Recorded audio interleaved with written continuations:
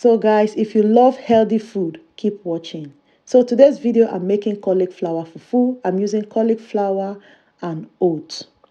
So the regular oats we normally buy in the market, I've already blended the one I'm going to use. I'm just going to keep the other one aside. Next, I'm going to peel off the leaf from the cauliflower and then chop it into smaller sizes, the way I'm going to blend it in my blender. Once I'm done, I'm going to put it in the blender.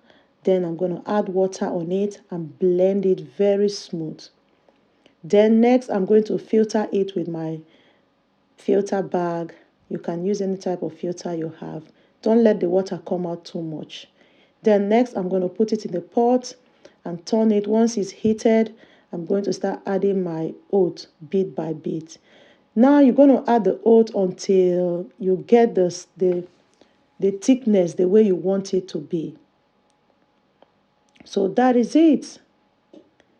This is how it's going to look once it's come out nice. So I'm going to put it in a foil bag, wrap it around, and serve.